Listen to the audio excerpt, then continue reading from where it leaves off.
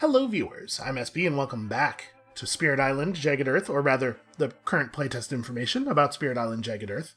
That last game did not turn out exactly the way I would have hoped. Listen, there's a lot to keep track of in Spirit Island, but hopefully it was at least enough to show you what's cool about those two particular new spirits. This game, we have some really interesting stuff coming up. I'm very excited about this one. Let's just swing right into it. The first thing that I think is cool about this game is that we are going to be playing against the Kingdom of France. At level 2, the book suggests this is a difficulty of around 5, so maybe a tiny bit easier than the last one, which I'm okay with. But I've never actually played against France before. France is an adversary from the first expansion, and they are trying to run a plantation colony out here. Part of what this means is that they are employing slave labor. Their slaves will periodically rebel against them. We're going to see that's going to come out of the event deck. In addition, we have a new loss condition. There are 14 towns in this game. If the invaders ever need to place a town but cannot because the stock has run out, they immediately win. So that's real bad for us. Also, after invaders successfully explore into a land which previously had no buildings, it gets a second explorer. And when we hit the escalation symbols, after exploring on each board, pick a land of the shown terrain. If it has buildings, add a blight, otherwise add a town, which obviously interacts a little bit concerningly with the sprawling plantations. So we really need to keep the number of towns under control, specifically, even more than just like general expansion. The towns are really important. Okay. And after invaders build in a land with 2 explorers or more, which will often happen because of frontier explorers, replace all but one of the explorers there with an equal number of towns. So, we have to be real cautious about the explorers as well. This is going to be a weird one, but it's going to be especially weird because of the spirits I've chosen. The part of Yellow today will be played by Grinning Trickster Stirs Up Trouble. Well, that didn't load up correctly. There we go. That's what that was supposed to look like. This is a trickster spirit. This one is the most infamous due to its part in instigating the Second Great Reckoning between the Dahan and the spirits. There is actually a whole bunch of written history of the island and the people of the island. I have not read it, I am not familiar, but I'm sure that Second Great Reckoning is in there somewhere. Despite its knack for stirring up trouble, it's neither unfriendly nor motivated by malice. It just has a driving curiosity to see what will happen. So yeah. There's going to be some risk on this one. The cards are called wonderful things like Unexpected Tigers and Over-Enthusiastic Arson, which is definitely the only kind of arson that actually exists. We have a real flair for discord. After any of your powers add strife in a land, you can pay an energy to add an extra strife within one range of that land. Remember, strife is a token that attaches to an invader and prevents them from dealing damage the next time they would deal damage. It can be very powerful, so it's a nice thing to have a whole bunch of. However, after one of your powers removes blight, destroy one of your presents, because cleaning up messes is a drag. Trickster doesn't feel like that's his job. There is an innate power here that has us just draw random minor powers from the deck and then execute one of them. This is going to be a little bit wild. But what I'm really excited about is red. Red is Starlight Seeks Its Form. This is the one that grabbed me immediately when I was looking through the materials for the expansion the first time I heard that there was going to be one. You can see Starlight has a whole bunch of extra growth tracks. So these ones are actually blocking off new growth options. We pick 3 growth options in each growth phase. We start with 4 very simple ones. Reclaim 1, add a presence, gain an energy, move a presence. And then as we place presence down, we'll unlock additional growth actions. But every time we complete one of these tracks, we permanently block off one of the 2 choices behind it. So we're going to be making some choices that are going to have some serious consequence as the game goes on. In addition, the energy and card play tracks down here have these star symbols on them. When we reveal a star symbol, we just place a permanent element of our choice on it, and you can see we have a whole bunch of different passive powers, so we can make use of every different element. I think this is super cool. I also think there's no chance I'm going to play it well the first time out. So this game might be a real... I hesitate to use the word shit show, But yeah, that's what I mean. This might be a tough one. So let's go ahead and do it. Let's do the thing. So first off, we had a mountain explorer initially. I believe it says on the France card, am I correct about this? Yeah, Frontier Explorers does not fire during setup. So we only have one explorer in each mountain, but like we gotta watch out for that stuff. And things are gonna get out of control here in a very different way. We might burn the entire island down. Let's go growth phase. First of all, what do we want to do with Starlight? Obviously, we're going to be placing a presence, but that's not even as simple of a choice as usual. And then, as soon as we've moved the presence off, we have access to the growth options behind it. So we could do this as our first growth, and then have access to one of these things as our second. So there's a lot of iconography here that doesn't have a lot of text behind it. At this point, you're familiar with some of this stuff. This symbol here is one extra card play this turn. This is move presence around. And this is one of your powers is fast this turn. One power that would not normally be fast. Oh, and this is 2 damage. Deal 2 damage at a range of 0. I have to think that's going to be pretty important for us, because we're going to have a lot of towns to deal with. Dealing 2 damage is going to be a big deal. So, do we want to just start unlocking this path right away? Is there anything underneath these? Ah, each one of them gains us an energy when we remove it. Hold on, what's underneath, like, all of these? Okay, that one has an element. And then I assume we have pretty cheap, yeah, starting powers tend to be pretty cheap. At end of turn, after discarding, reclaim up to 2 cards to your hand. You may then forget a unique power card to reclaim up to 3 additional cards. These cards, the ones with our icon on them, are the unique power cards. Target spirit may forget a power card from hand or discard. If they do, draw 6 minor power cards and gain 2 of them. And if you target another spirit, if you don't target yourself, they also gain 1 energy. These are really interesting. If the terror level is 1, invaders do not ravage in target land this turn. You may repeat this power. If you do, forget this power card and also gain a moon. Yeah, this is going to be a real weird one. Okay. This is not how there's too many options laid out before me here. It is not helping me to read my powers. I'm not able to form a plan. Let's just start by...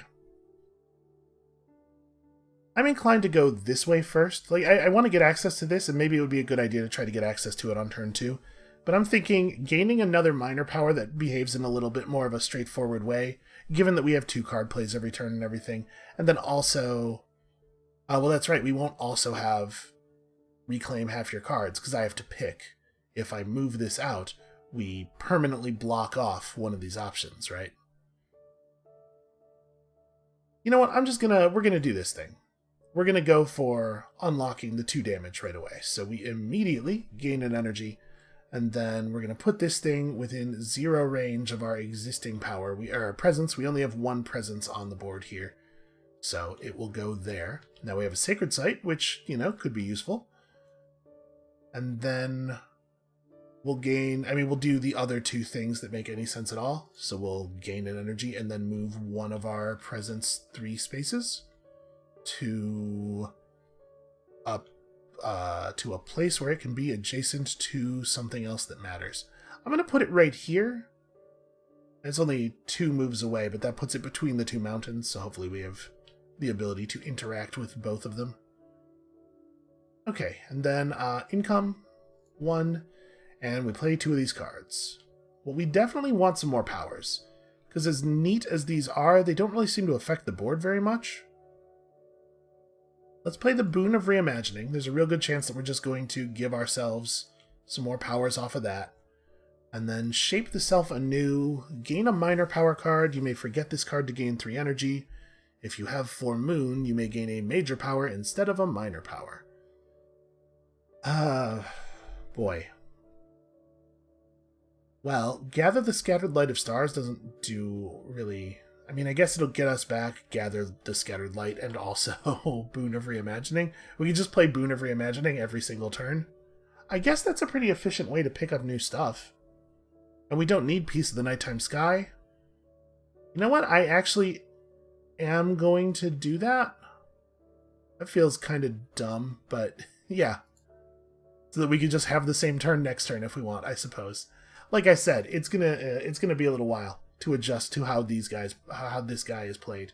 So what we're looking for a lot while we're getting our new minor powers, I guess, is powers that adhere to these pairs of traits, these pairs of element symbols. Yeah, I guess. Okay, that's Spirit Phase for Starlight. Now, for Spirit Phase for Grinning Trickster. Alright, it's worth noting, this growth option costs an energy. That's what that's trying to say. So when we want to do a reclaim, we have to pay an energy. We are definitely going to be doing the Add a Presence growth option here.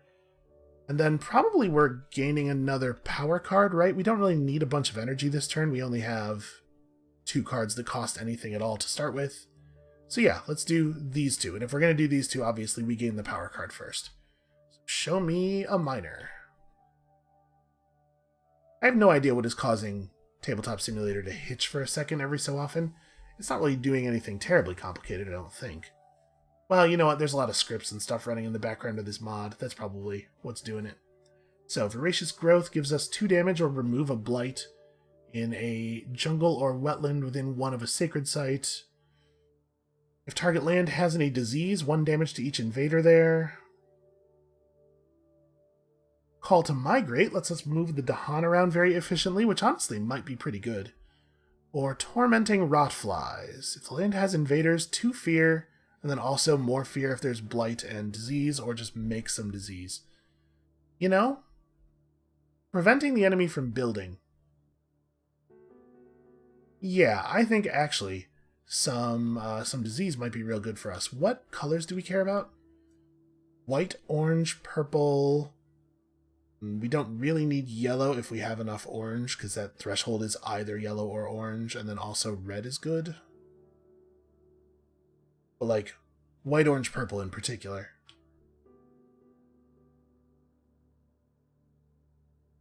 So yeah, Call to Migrate and Tormenting Rotflies are definitely the 2 most interesting. I think it's this one. As gross as that is. Let's grab ourselves a great big handful of Rotflies. Who wouldn't want that? And then we're going to add ourselves a presence. So when we uncover this one, push 1 Dahan from one of your lands. That's weird. Do I want to go to 3 card plays, or do I want more income first? I guess card plays are kind of income because one of our growth options is gain energy equal to your card plays. Yeah, sure. Let's uncover this first.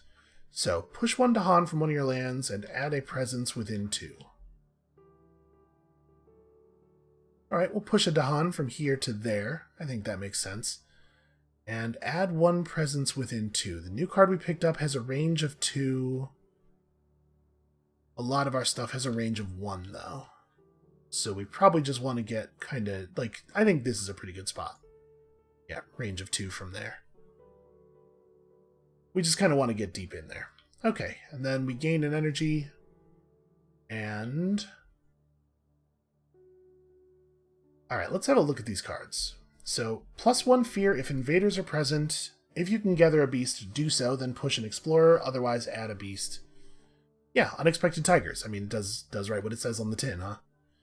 Overenthusiastic Arson destroys a town, then you discard the top card of the minor power deck, and if it has fire on it, fear 2 damage and add a blight.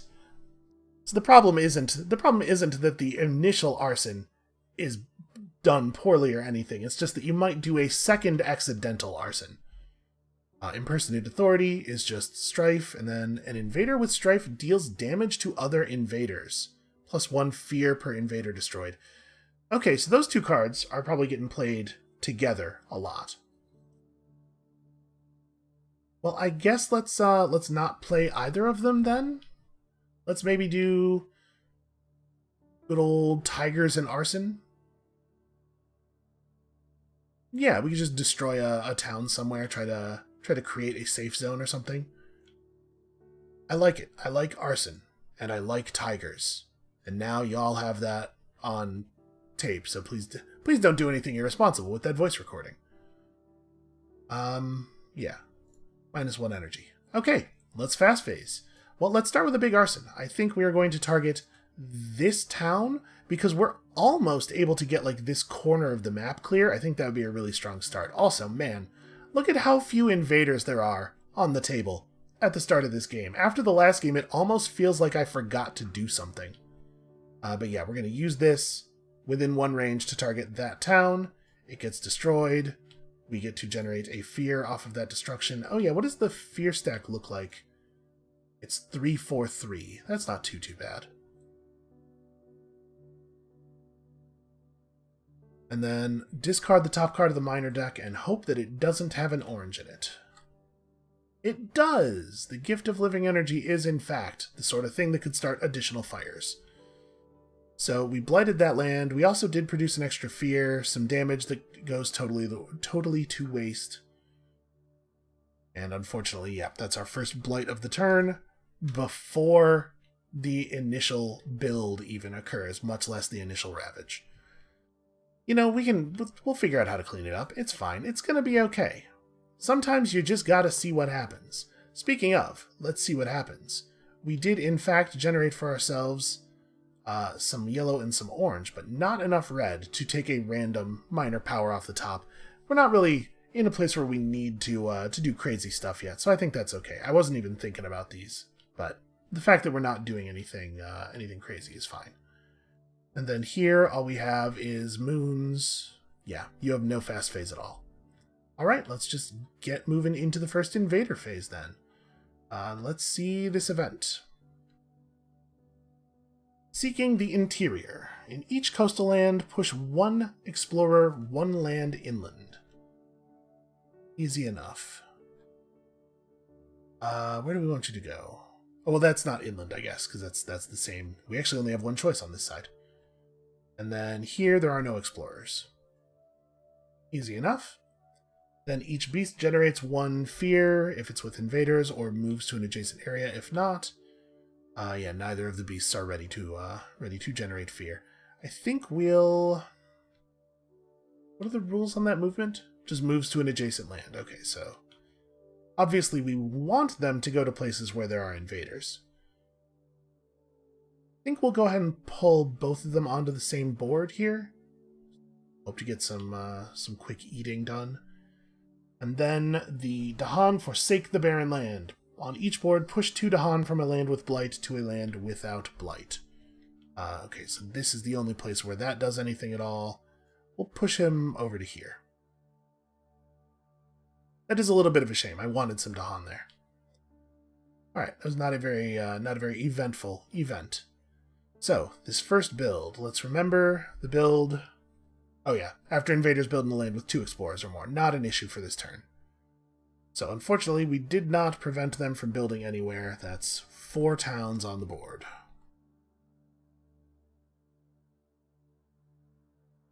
Then we explore sands.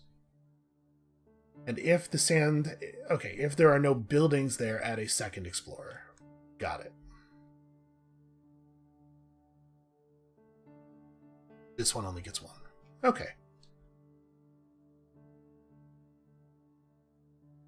So, in each of those places, next turn, we're going to get a build, and then all but 1 of the explorers, which is to say, 1 of them, is going to turn into a second town. We cannot afford to just have multiple towns springing up everywhere, so the beasts are going to have to actually kick in here. They have to help us out a little bit. Alright, and then it is slow phase, where we actually do have some powers. So first of all, you... Within 1 range of presence, if you can gather a beast into a space, you can push an explorer out. I think that would be a pretty good thing to do. So, where does it matter most? I would say here and here, because here at least we have a chance the Dahan are going to be able to help us out. So let's target this. If invaders are present, do a fear. Then gather a beast. Actually, I'm going to gather this beast in here, and that's going to push this guy out of here to... Let's see, we're about to have ravages in the mountains, so I don't really want to add damage to the mountains. let's push him this way. Yeah, okay, so that'll make this just a single build at least. And maybe even the beast will eat that guy before the build phase comes around.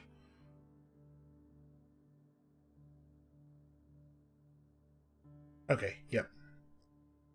And you don't have any other powers, so let's do your stuff. Target spirit may forget a power card from the hand or the discard. If they do, draw 6 minor power cards and gain 2 of them. I think I'm going to target red with this. We're going to go ahead and drop Shape the Self Anew, I think. It doesn't really seem great. We use this as a way to start feeding ourselves additional power. Sorry, I'm forgetting this, not discarding it. Alright. Show me 6 minor power cards. Oh, right. That's not what 6 does on this board. If we press the number 6, not on the numpad. There we go. That's draw 6. Okay, let's have a look at these. The Gift of Power, which is pretty much the card we just forgot. Visions of Fiery Doom. Ooh, I do like being able to push towns, potentially. So we might have to separate things a little bit. Honestly, this is pretty good. Also, it has moon on it. It has moon and fire. Fire could lead to... Okay, the firepower deals 2 damage. Good for dealing with towns. That might be a thing to try to build into. Encompassing Ward. Defend 2 in every land where target spirit has presence. Wow, that seems really good. Blue pairs with orange. Gray pairs with purple for our powers. Yellow is a power unto itself. Claim up to 1 power card from play or your discard pile. Drift Down into Slumber, we've seen. It's a good card, though. Savage Maulbeast, we've seen. It is not as good of a card. Portents of Disaster, we've seen. It is fine. You know, I think I like Visions of Fiery Doom quite a bit. And then if we're going to take Visions of Fiery Doom, we're definitely drawn to continuing to take orange, but like, oh man, Maulbeast is bad. It's like, if you work super hard, it can get you 2 damage at slow speed in very limited targeting situations. Yeah, let's take Visions of Fiery Doom, and then also a card that we're very likely to forget for the purpose of gaining more cards later. Honestly, it might even just be Gift of Power. Just because, like, for free, we can have this turn into something else, basically. Yeah, I'll take those ones. We'll just discard all of these. And then this. At end of turn, after discarding, reclaim up to 2 cards to your hand. I'm going to reclaim these 2 cards to my hand. I may then forget a unique power card to reclaim up to 3 additional cards. Doesn't feel like a great move. Yeah, and we're done, obviously. Because I did the discards for red already. Time passes. It was not a hugely eventful turn. Listen, it was setup. It was setup time. As we speak, cruel time is fleeing. Seize the day, believing as little as possible in the morrow. As a long-term strategy, I don't know if I think that that's... I don't know if I think that that's necessarily a wonderful strategy. Alright, new growth phase. So I think it behooves us to do this thing to place this presence on the board. We gain a power again. And then we need to block off... This thing where one of your powers can be fast does seem good, don't get me wrong. What's a thing I can use to block this here? Give me these. Bam. But I think 2 damage at 0 range during the growth phase is a really good way of being able to control towns. It's possible that I'm over-focusing on this. So this goes within 0 range. Let's put it right here, I guess? Or does it matter much where it goes? Yeah, it matters a little. Let's put it there. So that's one growth option. Now, I have access to this. I could just do this right now. We could move one of those presences up to 3 spaces, and then I could do this too. So where do we want to do this the most? Right here protects presence for an awful lot of people. You know, all two of them. That is 100% of the people, though. And it also prevents a blight cascade. I don't necessarily know that we have any other way of dealing with this, so why not? Let's just go ahead and pop that thing right now. That's another point of fear for us. And then we have one more growth option remaining. I probably don't want +1 energy. I don't have any use for a reclaim, so I think it is, in fact, move a presence 3 spaces. Let's just keep fanning out. So we're about to do a build in sand. I should probably move to one of the sand areas and be ready to do something. Be ready to take care of it, if you know what I'm saying. Yeah, maybe this is fine. It doesn't give me a ton of extra coverage. I'm a little leery of moving right here because I really don't know if we have a plan for dealing with this. Right now, it would seem that we do not. I guess we could Visions of Fiery Doom. I can only do this in a place that I have presence in. It is 0 range. So maybe that's exactly why I put the presence here.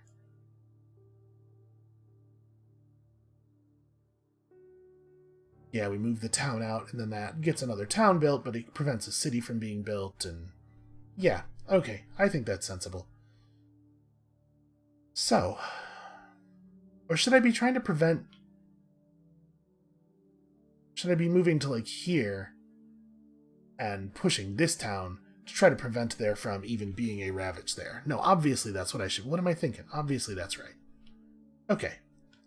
And then I have an income of 1, and for my cards, I'm definitely going to be playing Visions of Fiery Doom. And one more play. I mean, like, if I don't have anything else going on, Gift of Power feels alright. Terror level is 1. Invaders do not ravage and target. Well, I didn't make a sacred site, so we couldn't do this anyway.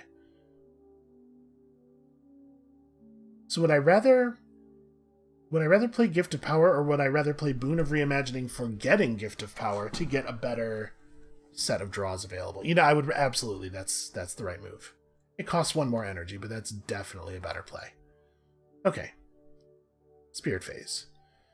Now the Spirit Phase for the Trickster. Obviously we are still going to be removing presence. Let's get rid of this one so we go up to 3 card plays, and then we'll figure out our actual energy income later. We might even want to... No, never mind. I was about to say we might even want to gain energy this turn, but we don't have anything to do with energy. Probably it's gain another minor power, actually. So yeah, let's do gain another minor power and then add a presence.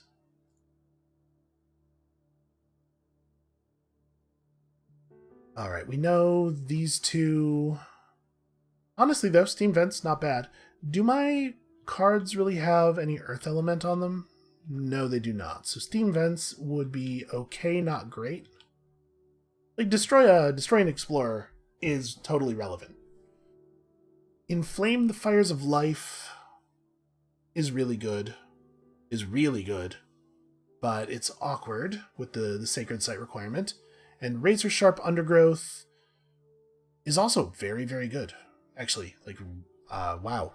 Like, wow how good that is. So I want white, orange, purple, right? Yeah. I might still take Steam Vents, even though it's not amazing, just because it is orange, purple. And again, Inflame the Fires of Life it's also 2 of my colors. I think Razor Sharp Undergrowth is super cool, but it just doesn't play very well with our element requirements.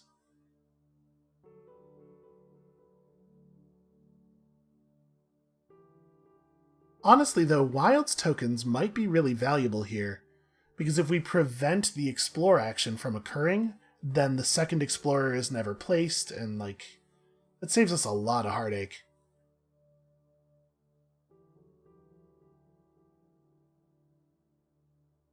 Yeah, I'm gonna take that. I mean, we need the moon, right? Cards are actually pretty short on orange. I'm assuming Arson. Yeah, Arson being a card about starting a fire, of course, has orange on it. So we have 3 orange cards out of 5. You know what? That's not that bad. I'm taking it. I think this is the right one.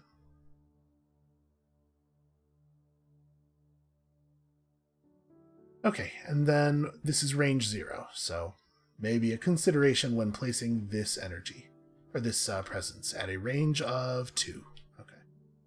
That's what I thought. So, I mean, really, we just want to put it somewhere and then do razor sharp undergrowth in that place, right? And preferably not a place where there's Dahan. Seems good. Okay, let us gain 1 energy. And then I would like to play... Oh man, what I would really like to do is play this plus Incite the Mob. But I cannot. So no more let's see what happens for us this turn either. Well, we're going to be playing Impersonate Authority no matter what, because we can only afford to play 1 card that has a cost. And I think it is Razor Sharp Undergrowth.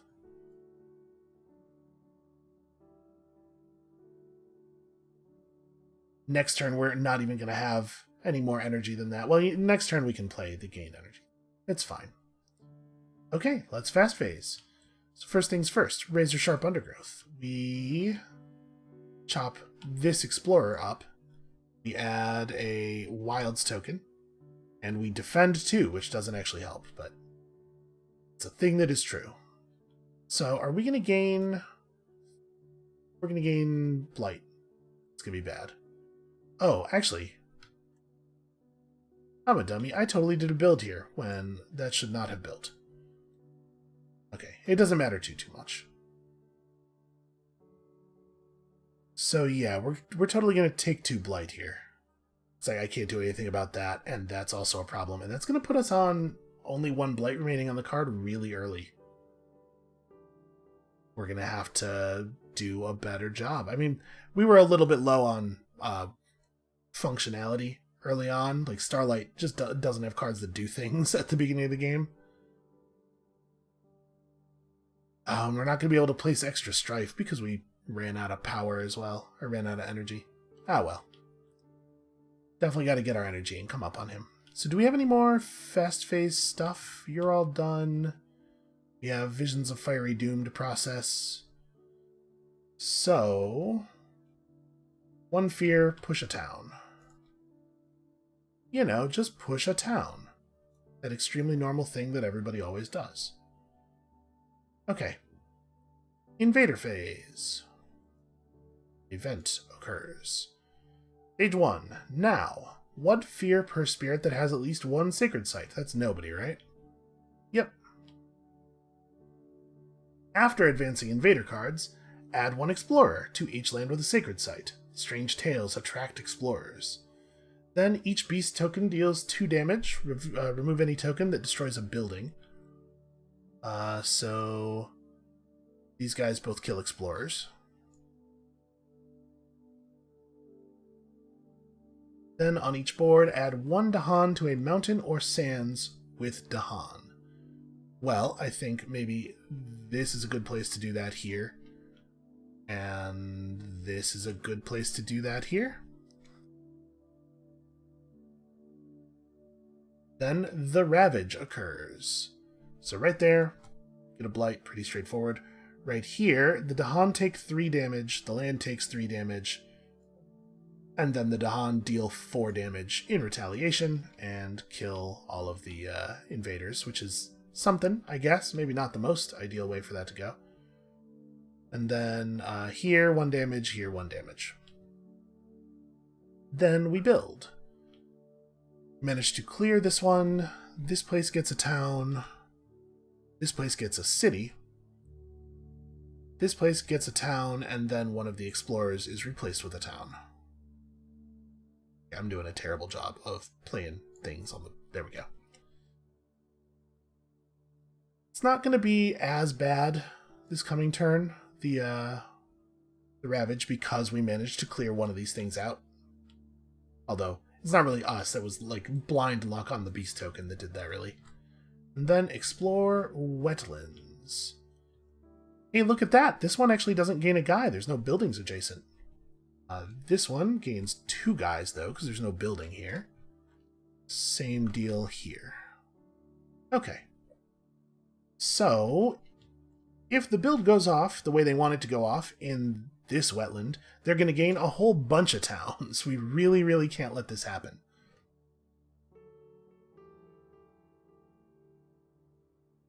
All this stuff moves over, and we turtle phase.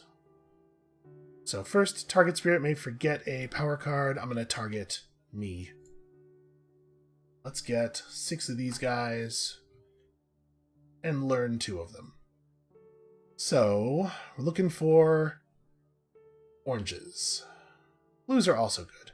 I don't know why I'm thinking of it in terms of the pairs of powers. It's not like we only get to fire one of these. If I end up with 3 purples and 3 oranges, I get to do 2 lines of text the same way I would if I had 3 oranges and 3 blues.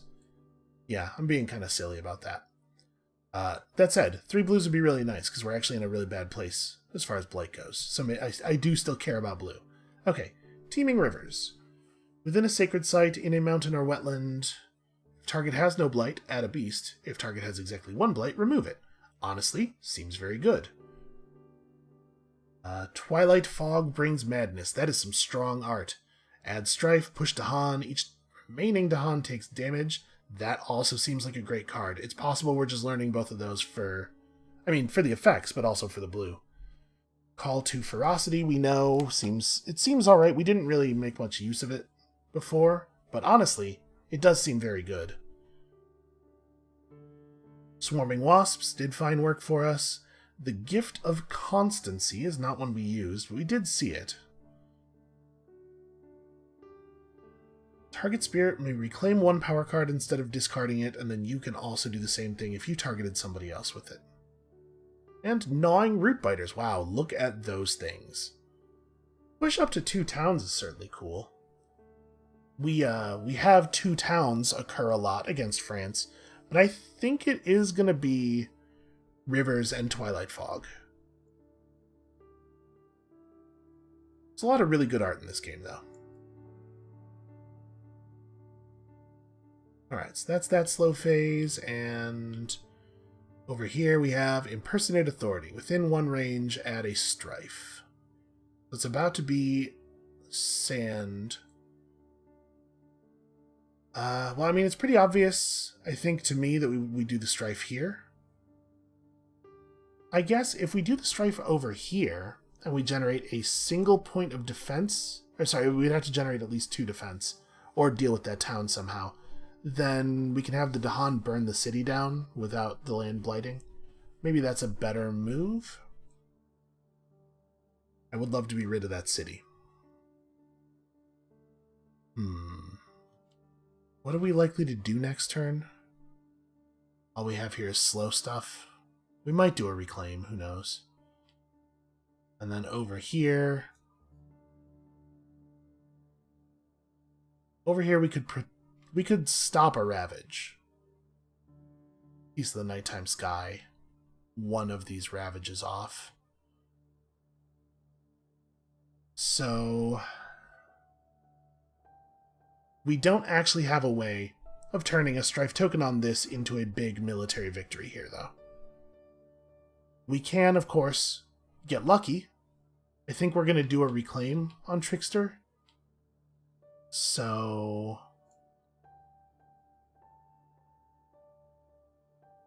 there's no blight in that space, right? I mean, over-enthusiastic arson's really dangerous right now because we only have 1 blight left on the card. As you can see from the last game, sometimes the blighted island effects are really, really powerfully negative. So if we flip the card over, we could set ourselves into a death spiral really early on. So what I'm saying is I don't think we can play over-enthusiastic arson for a while.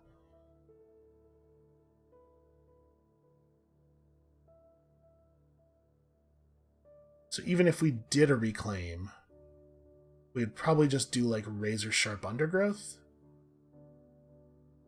Razor sharp undergrowth, if we put a presence here, if our play is like reclaim, add presence, which is what we would want it to be. Oh, we can't do that. because we don't have any energy.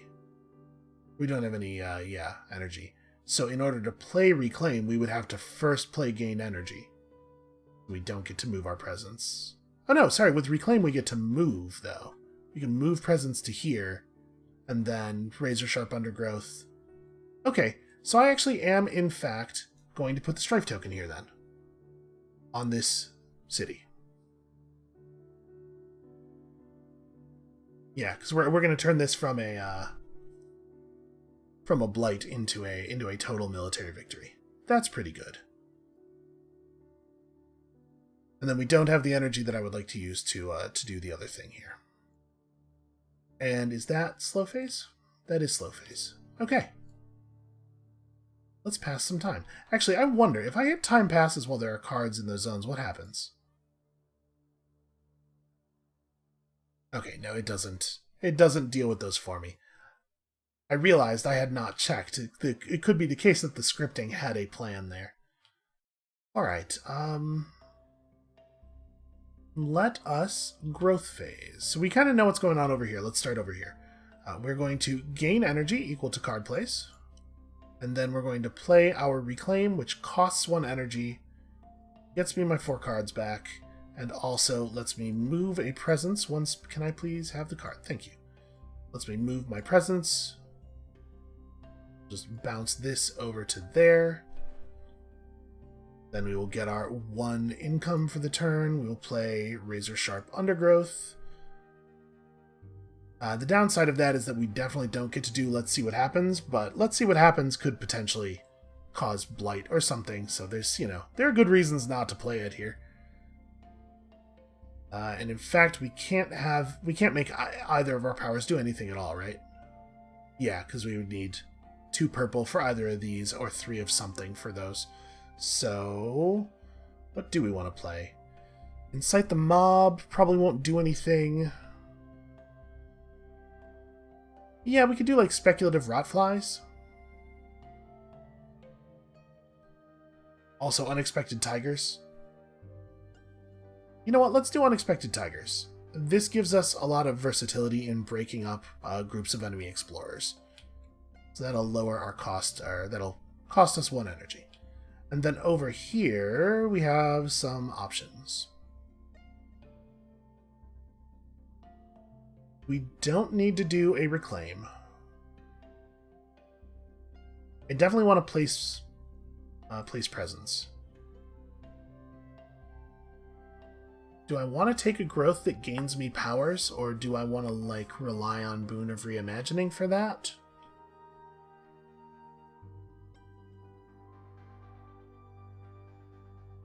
I probably want to play Piece of the Nighttime Sky, I think. Which means we want to drop a presence in a place where it creates a sacred site. And then, prevent the Ravage right here. Yeah, it is. It is Sands. For a second there, I was like, wait a minute, do I remember how the game works? But yes, I do. So if we were to prevent the Ravage right here by placing a presence there, that means we just have to figure out something to do about that. Could we?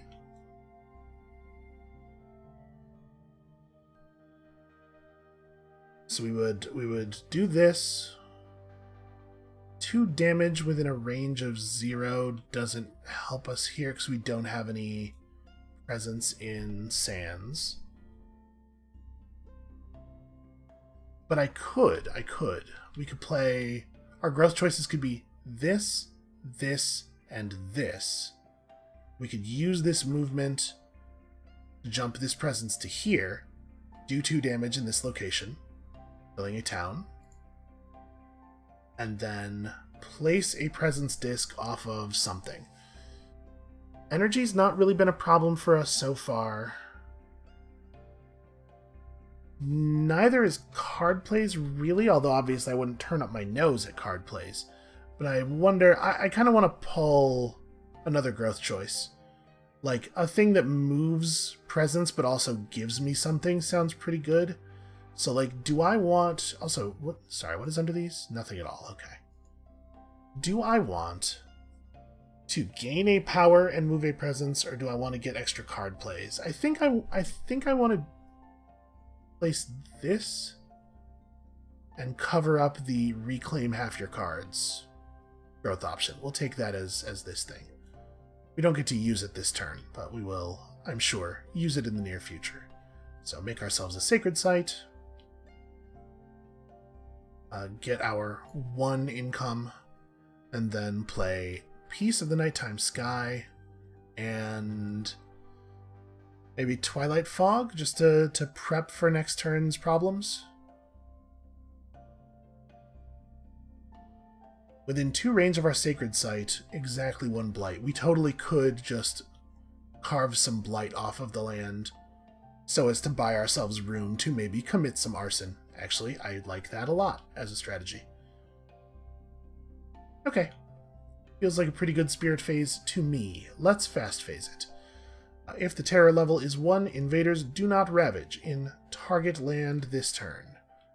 This is target land, right next to the sacred site. And then over here we have razor sharp undergrowth. We're going to cause a defend 2, and we're going to kill an explorer and also a Dahan, right?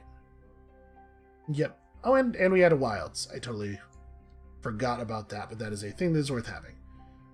Okay, so now all of the damage in this area is being perfectly prevented, and then the Dahan are going to burn down that city. There will still be a town here, but one problem at a time. And we don't have the symbols for anything else. Okay, nice, easy, fast phase. Farmers seek the Dahan for aid.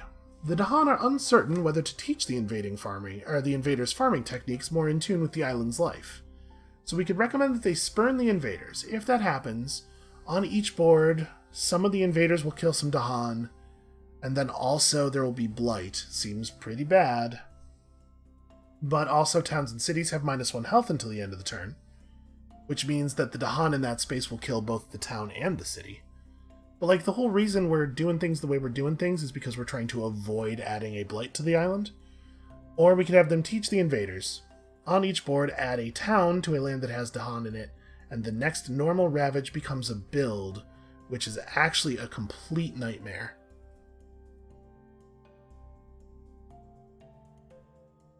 How many... There are 10 towns left in the thing? So on each board, we would gain 2 towns. And then they'll build sands and then build wetlands.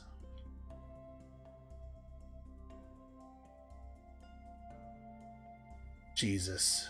What was the bottom part of this card? On half the boards, add 1 disease to a land with both Dahan and invaders, and then do 2 damage to the Dahan there.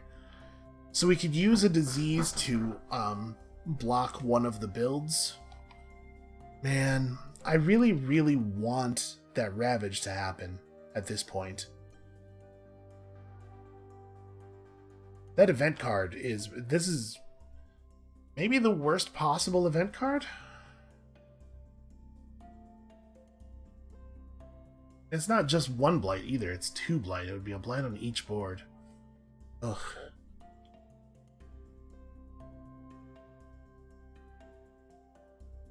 I think we have to teach the invaders, but that, like, completely...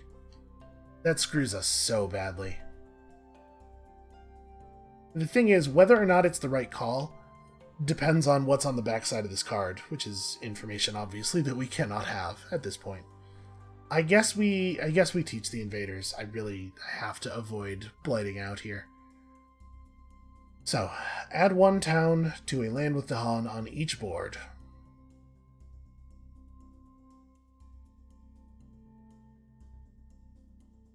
And then it's going to be build sand, build wetlands.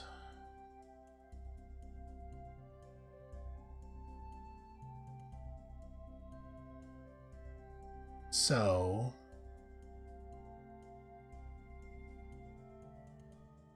If we...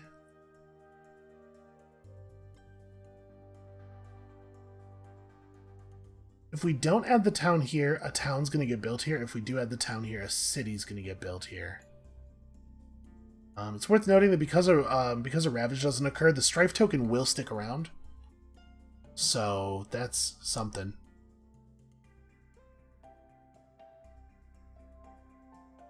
think we actually do it here. And then on this board, I don't really want to put it in a place where there's already blight. This power that we used only prevents ravages, not blights. Or not builds.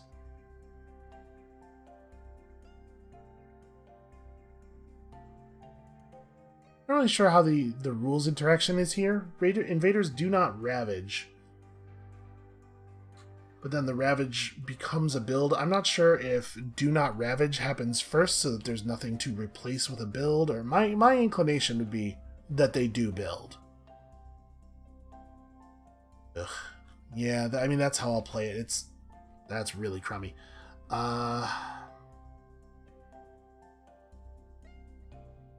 Thinking about doing it here.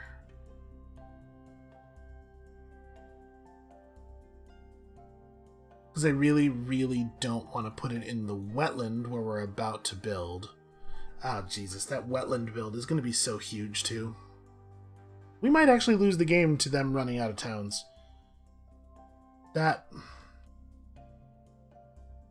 This event may have killed us. That's how bad this was. Then on one of the boards, add 1 disease to a land with both Dahan and invaders and do 2 damage to the Dahan there.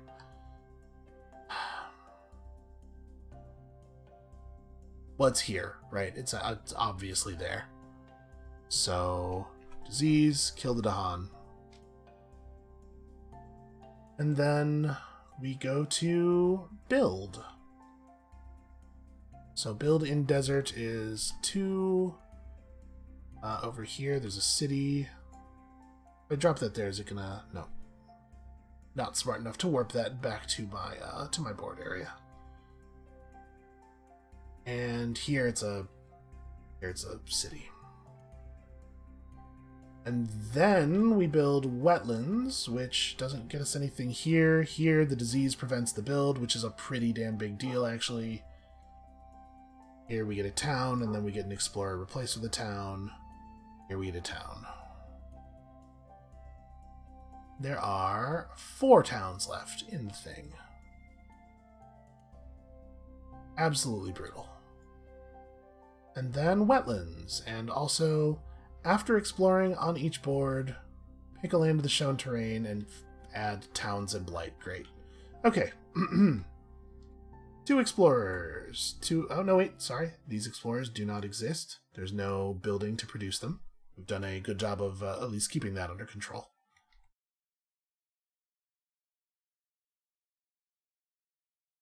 Okay. And then, so now, pick a land of the shown terrain. If it has any buildings, add blight. On each board, do this. If it has any buildings, add blight. Otherwise, add town. So here we'll add town. And then here we add blight because we can't not, and everything we did was useless, and we got blighted anyway because we drew wetlands twice in a row. I don't think that there's any worse luck that we could possibly have had. I guess we'll put the blight up here. That blight container is now empty. So there are a bunch of different blighted islands that this could be. Some of them are not that bad. Immediately on each board, add 1... Does that kill me? No, that leaves 1 town in the bag. This is one of those ones that's honestly not that bad. So add a town and a city to an inland land that has no buildings. Okay, there's no mountains in the queue anymore. There's no sand in the queue anymore. So on this board, I think we could do it right there, I suppose. And that would prevent the double explore if we were to draw jungle. I guess that's true everywhere that we can do this.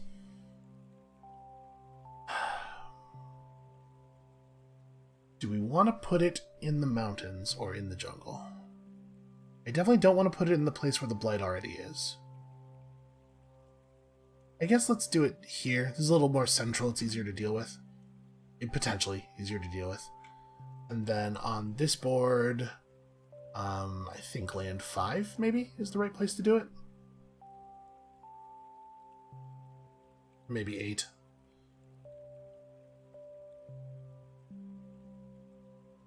Well, I don't want to put it in 8 because I don't want 8 to be explorable. Right now, nothing happens in 8 if we draw a jungle explorer.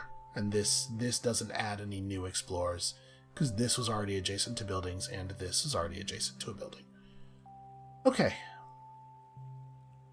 That was absolutely heinous. What a terrible, terrible invader phase for us. Really heartbreaking. We haven't even gotten our first fear card yet either. So now it is turtle time. Well, let's go remove a blight from a mountain or a mountain or a wetland within 2 spaces of our site here. It would be best for it to be a wetland, probably. I guess it doesn't really matter. None of the wetlands that could be blighted by these ravages are already blighted anyway. Yeah, it doesn't really matter where we get it from. We'll just put it there. So unfortunately, that does not flip the blight thing back over. It just the blight accumulates on the blighted island card now. And then, if only we could have gotten that off a tiny bit sooner. And then over here we have tigers, unexpected tigers. So, we're about to have a big build in the wetlands.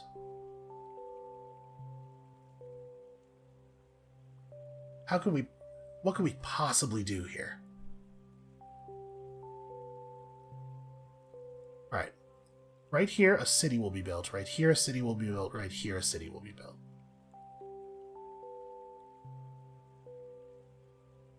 But even if you don't build a town, you still do this replace explorers with a town thing.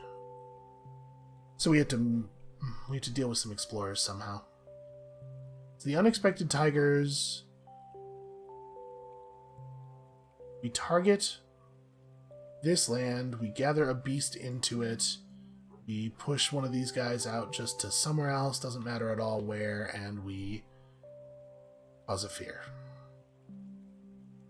And then we are done with our slow phase, right? I think that's everything.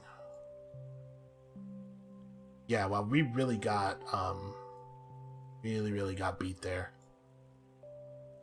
by all of the cards. So, time passes. We enter a new growth phase.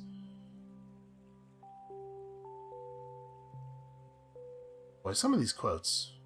Maybe time to stop pressing the time passes button.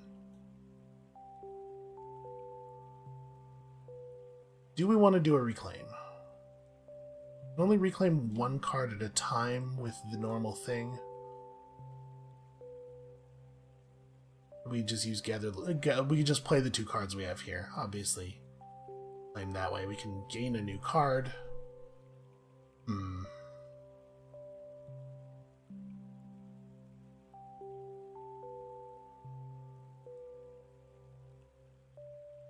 It's pretty important that we do 2 damage somewhere, right? We gotta get some stuff off the table here. What we have to get off the table specifically is explorers from wetlands.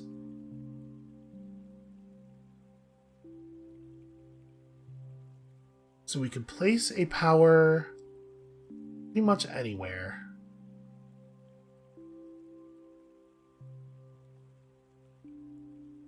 Yeah, we could place a power pretty much anywhere, then move a power and blow up 2 explorers and play these 2 cards. I think that's totally fine. And probably we use this move rather than that move. Yeah, let's go ahead and do that. So what's the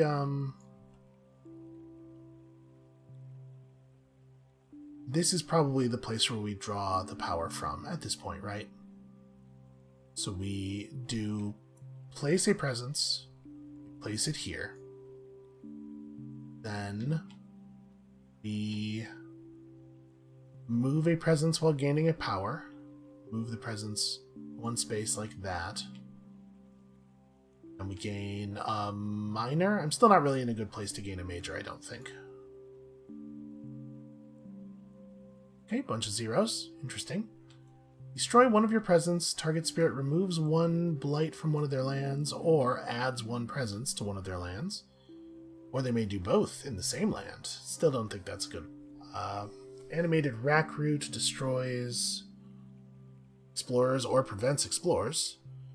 Either be monsters, lets us push stuff and generate fear. I think actually that's not bad. It doesn't really play into my colors very well, though.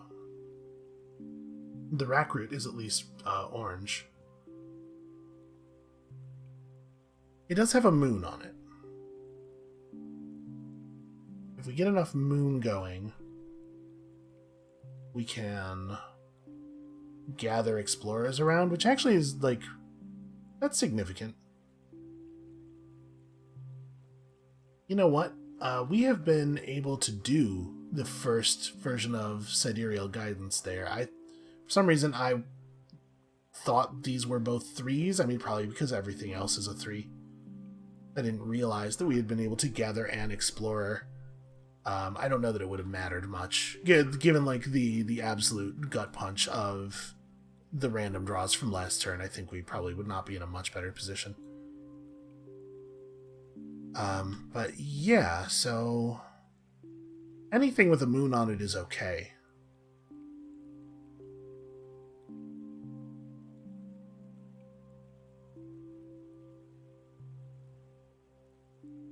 I'm gonna take the rack route. Applying wilds, I think, is good, and we want to keep getting orange.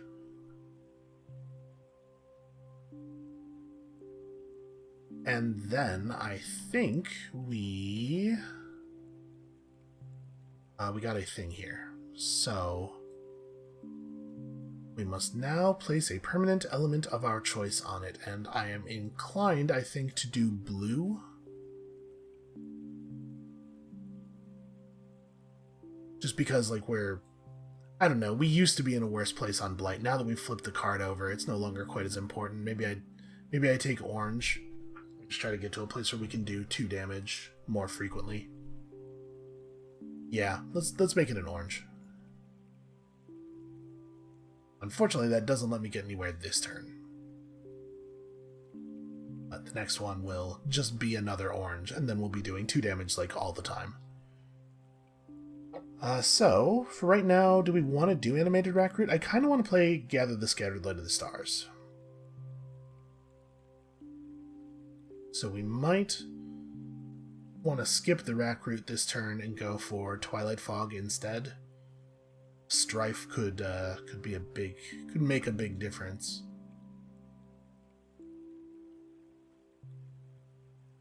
That's our play for the turn. Oh, sorry, gotta remember to take my income. Okay.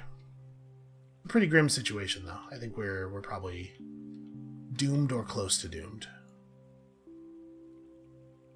Okay, so over here, growth, we're definitely going to have to get enthusiastic.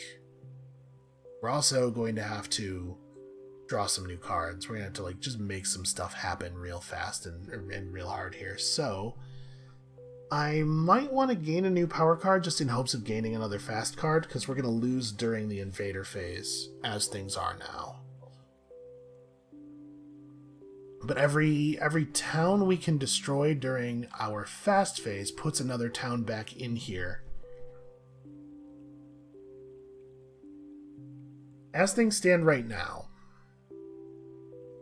they're going to build 3, 4, 5 towns. So anything that deals damage at fast will help, because each explorer killed is a town we don't have to worry about, and obviously anything that destroys towns helps.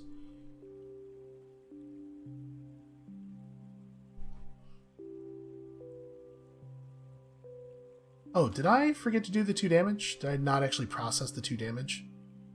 Yeah, I totally didn't. This town doesn't exist anymore. Or actually, no. The smart way to do that would be these 2 explorers don't exist anymore. Okay. That helps a little bit. I think I have to gain a power card. Because we have to find another fast power that does something. And then, what's the other growth option? It's probably add a presence? I guess I should take the power card and then make that decision, right? Okay, only 2 of these are fast. Target spirit gets +2 range with other powers, doesn't do anything. Add a beast in one of target spirit's land, and if they have a sacred site there, also defend 4. So neither of these do anything. Well, that's unfortunate. Do we need purple or white more? Purple's a little better. Because it can potentially add strife. Thing is, reaching grasp is actually not useful.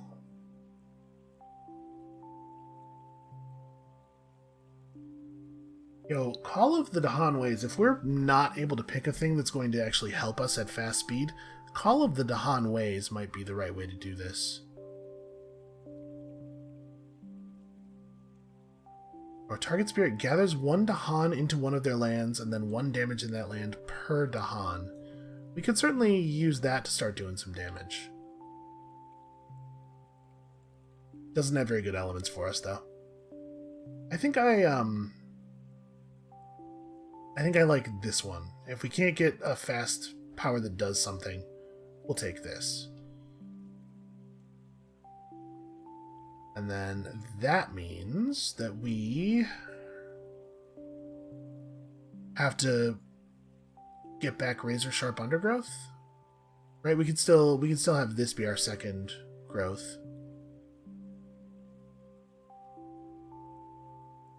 Well, no, because razor sharp undergrowth costs. Yeah. So we could pay 1, then gain 1, and then play these 2 and also impersonate, and that gives us 2 white, orange, 2 purple. Which is not bad. Yeah, okay. I think that that's what we do. So, we're going to pay 1, reclaim, and move a presence 1 space. Maybe like to here? Jump this presence to there. That'll let us kill an explorer, defend 2, which is not enough defense. We could jump this down to here, kill an explorer, and defend 2, and then this area is covered. We don't have a blight here either.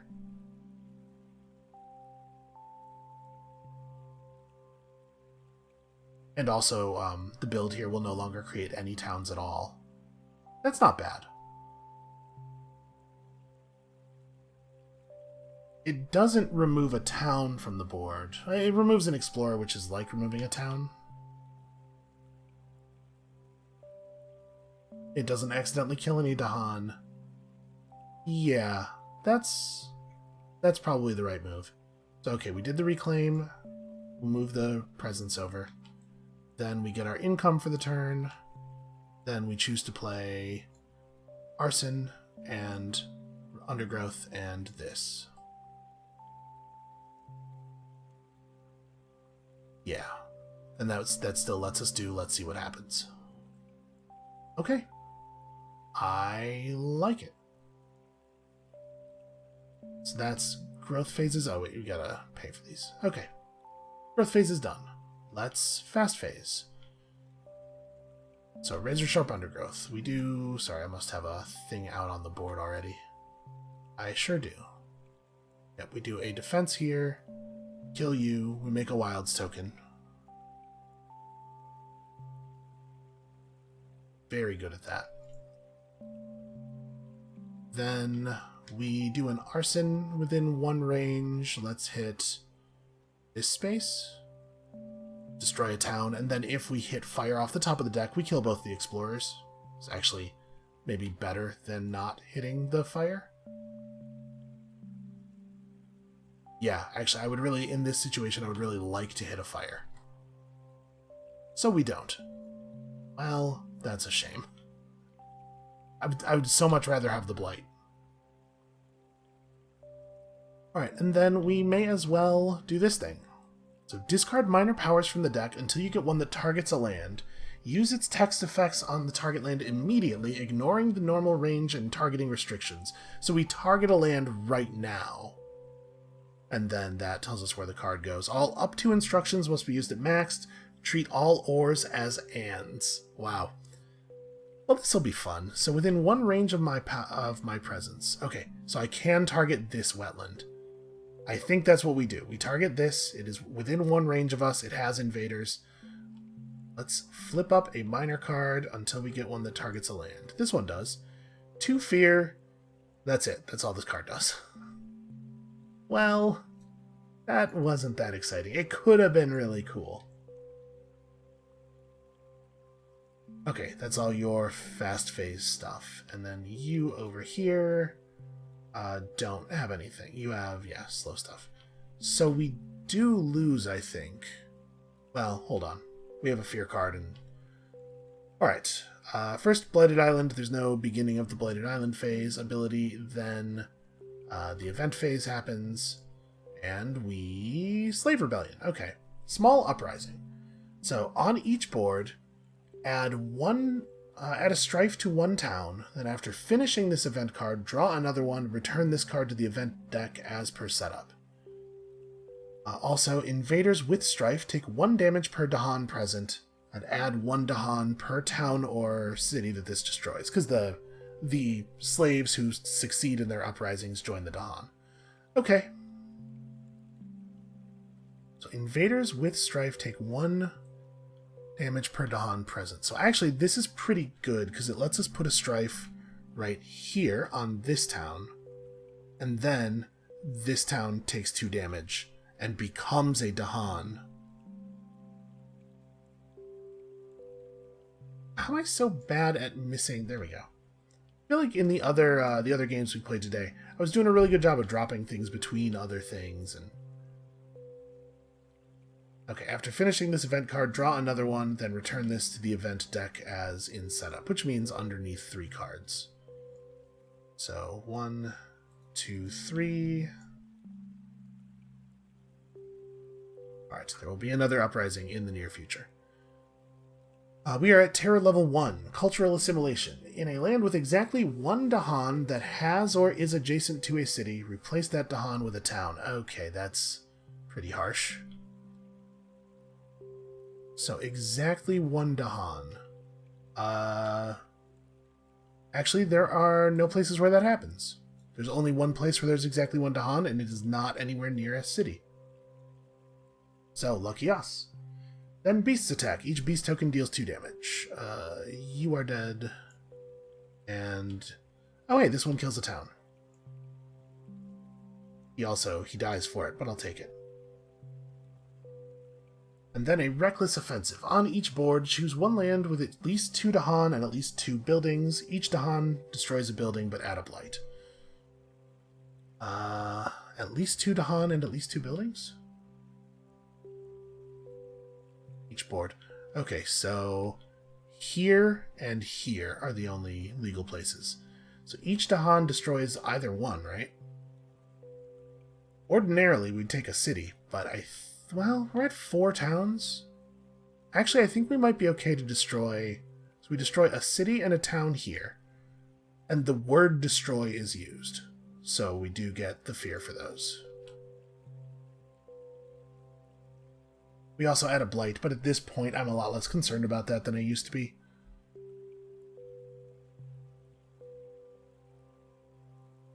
And then here the same thing happens, and the question is, do we blow up 2 cities? I think I'm going to do a city and a town over here. We'll leave the city that still has the strife.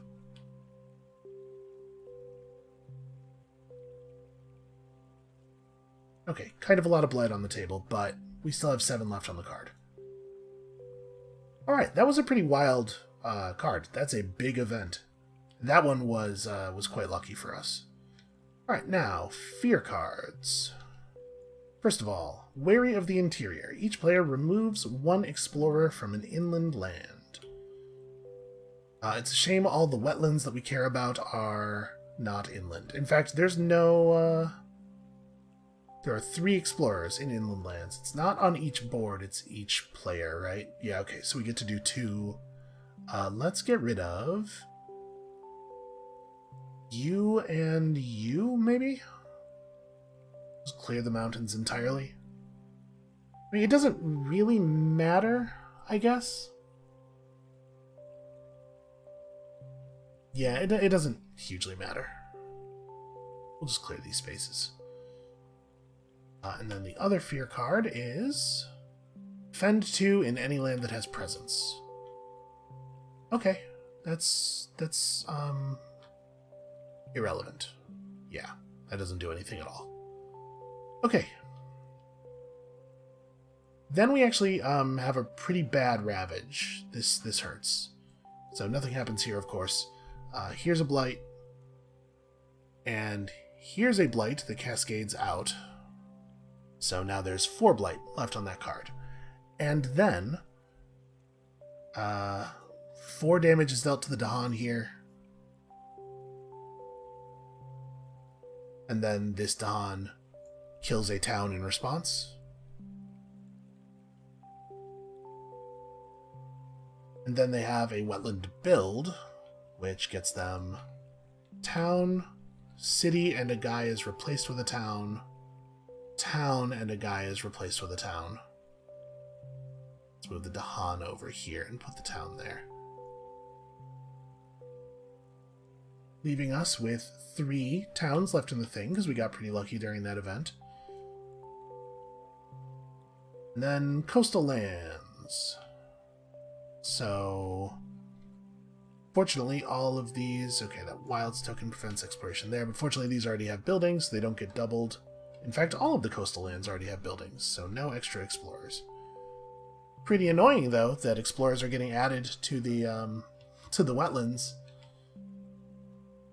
Just never stops with these guys.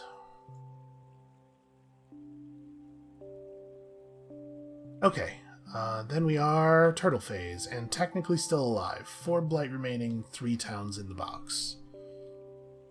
Alright, slow phase. We are going to have a wetland ravage, so we probably want to do this in a wetland somewhere. Add a strife to a building. Probably this one, because that like solves this problem completely. Could be that city, but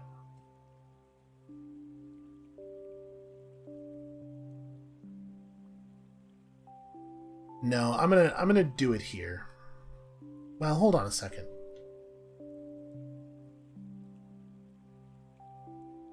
So we're gonna add another strife. His thing that makes people with strife deal damage is slow anyway, so I guess it doesn't matter. It is not relevant to this line of thinking. I'm gonna go ahead and put it here, just so we don't have to worry about this land. This land is now solved. Okay, and push a Dahan. Each Dahan remaining there takes damage. Yeah, that doesn't do anything. And then you, slow phase, add a strife within 1 range. We can probably make this not blight again. Making this not blight is again is going to be very difficult.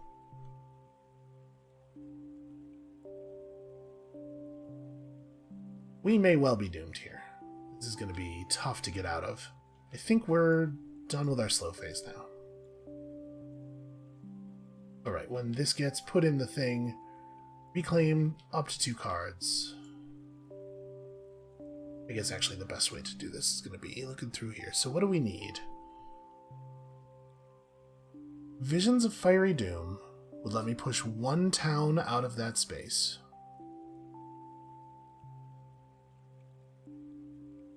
Piece of the Nighttime Sky is probably what we actually need. We must reclaim Piece of the Nighttime Sky.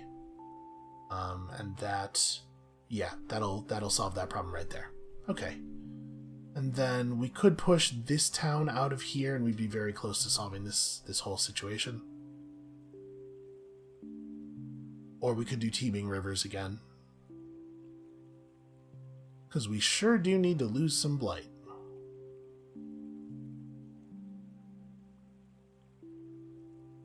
Yeah, I think maybe that's right. Visions of Fiery Doom is cool and everything, but we gotta, well, I mean, removing a blight is not more important than preventing a blight from being placed here. In fact, it is less important. Yeah, let's take Visions of Fiery Doom back. These are the two cards we will reclaim.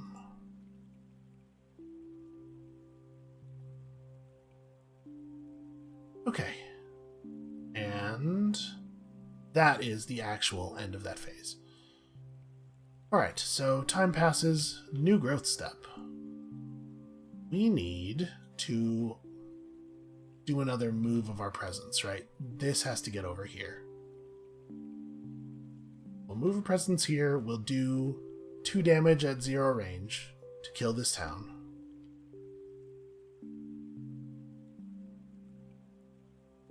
Or... do I kill the explorers? I kill the explorers, I think. Actually. And the reason I think that is that we have... we could do arson again. But arson cannot kill an explorer. We might do a reclaim and then re-arson. We'll see. So that undoes a fear. I think that's the right thing to do. And then... well, there are only 3 towns in the bucket, and we are going to have a bunch of builds occur here. But I guess we're about to build here. Yeah, so that was the right thing to do. That prevents an extra town from being built as well.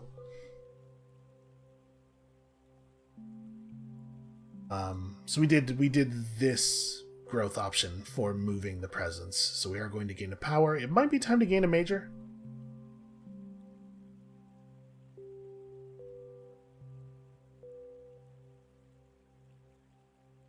Yeah, I think it's... we might not be able to use a major this turn. What would we forget?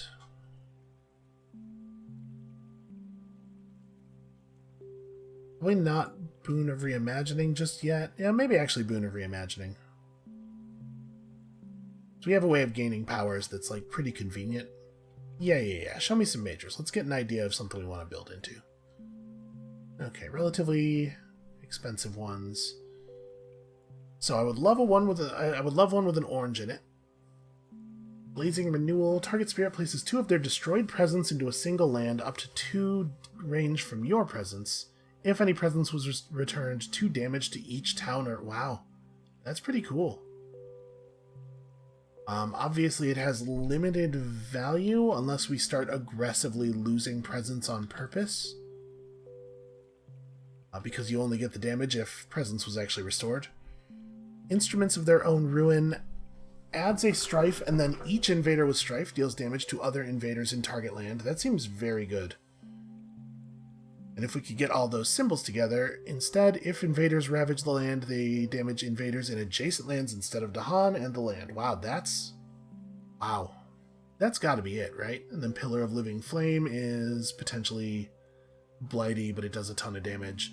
No, I think I like Instruments of Their Own Ruin. That's a compelling power. Like I said, probably not a thing we can do this turn, but something to think about. And then we have one more option, which is going to be, obviously, play a presence. So we are, with this action, creating a sacred site, from whence we could potentially launch Piece of the Nighttime Sky. Although Piece of the Nighttime Sky probably has to go right here. So where do we want to have another sacred site? I guess here is fine. That gives us a little bit more range away from this one. I would rather it be here, but obviously it's not something we can do at the moment. Yeah, I think that's okay. Or do we want to have it right Sorry, that's the wrong thing. Do we want to have it up here? And this gives us a lot more range.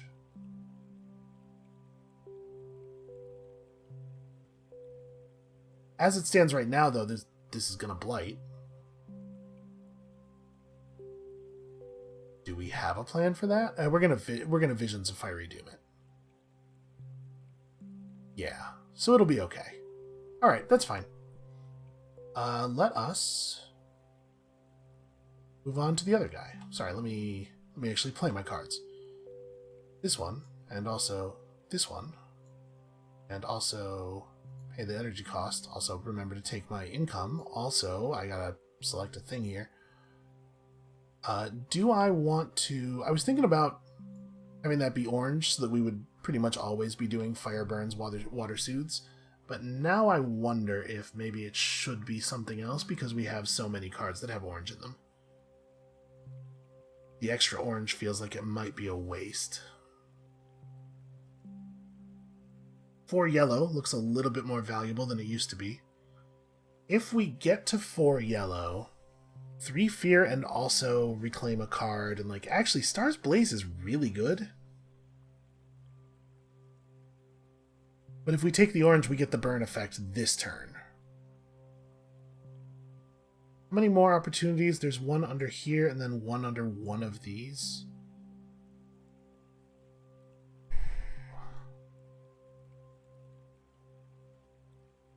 There's also a very significant benefit to getting the yellow going for Instruments of Their Own Ruin. I think I'm going to make it a yellow, even though that denies us a power this turn. We've taken so much orange that we can make a couple of orange cards happen a lot of the time. Okay. So let's do your stuff. Your stuff over here. I think we are going to do a reclaim, right? So we're going to do get energy and then reclaim. Because we really do need arson again, I think. Well, we don't need it.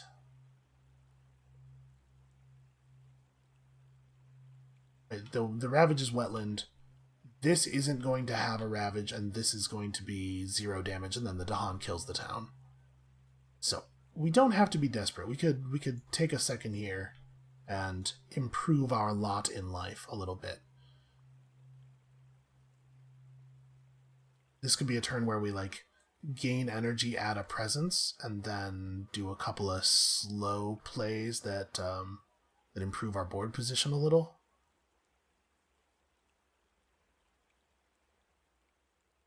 Add disease, generate some fear. Incite the mob. In this space, maybe? City kills town.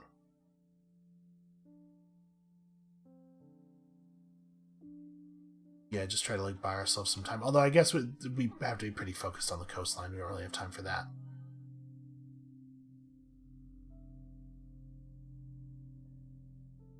Alright, yeah. Let's take it easy here. Let's go add a presence, gain energy. So add this presence within 2 spaces of an existing presence, and also I probably want to create a sacred site, right?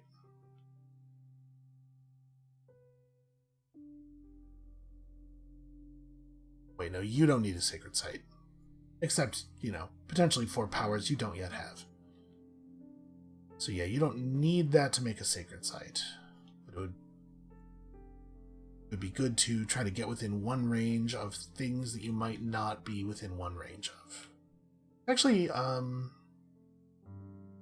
very little on the board, or maybe literally nothing? Yeah, actually, I'm within 1 range of all of the stuff already. That being the case, let's put it here, I guess. We have a sacred site and also a thing that can be easily moved into wherever it needs to be moved into. And then gain 3 energy. Then we'll take another energy as income. We'll go ahead and play Incite the Mob. And I would love to play something that has another purple in it. Yeah, Tormenting Routflies is fine. Just to get another let's see what happens out there.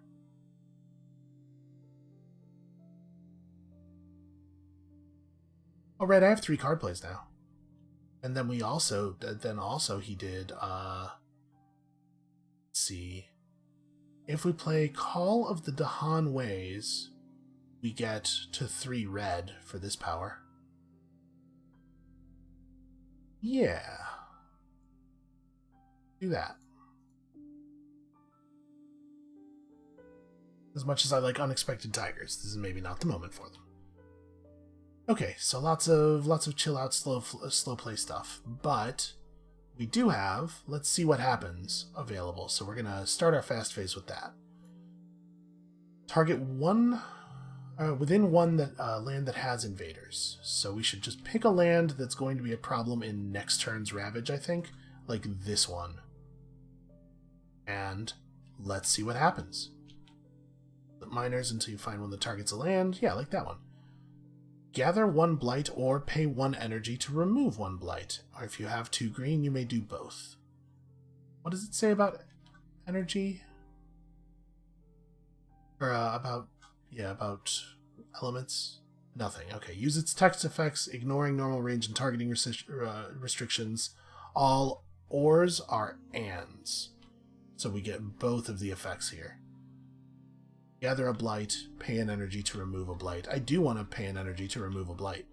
So I guess we'll gather this one and then dump it. I think that's actually a pretty good draw.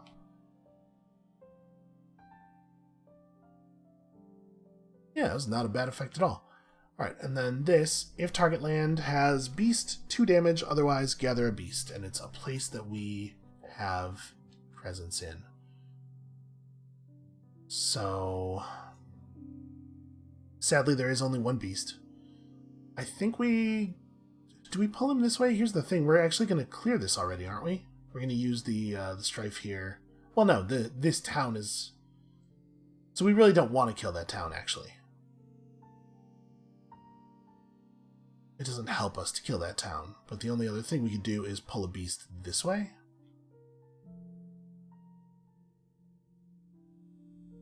Yeah. May gather a beast. Alright, well, I guess we'll gather a beast here. Maybe he'll kill something. Then over here we got the fast phase. Obviously, Piece of the Nighttime Sky. We're going to just go ahead and prevent a Ravage right there. And we're going to do 2 fear, because we do have the 2 orange. And push a town out of this space.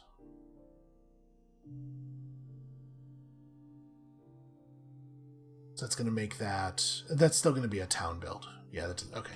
Actually, it's not going to be any build. We have a disease there. Alright, I think that was an okay fast phase. It prevented the blights that needed to be prevented. Or the ravages, rather, that needed to be prevented. So let's go into Spirit Time. Or, sorry, Invader Time. First of all, Event. On each board, either destroy 2 presence total, each board destroy 2 presence, or add 1 blight to a land adjacent to a land with blight.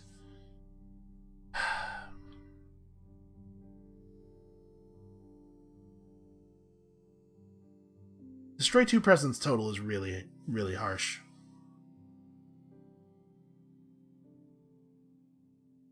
I mean, we could, right? We have 5 blight on the card. I don't really want to put more blight on the card. Or take more blight off the card. Let's see, we're not going to add any right now. City, town, town. Wait a minute, did I not? I don't think I counted enough for town building. I think we're going to run out of towns here. I'm realizing now. Because we have to do a build in each coastal region. So... The Ravage will cause this town to blow up. So there will be 4 in there. We have to place 1 here. 1 here. None here. 1 here, and 2 there. Oh no, sorry, 1 here. So I think we will have exactly enough. The loss condition is if you have to place one but can't. So no, I don't think we lose this turn.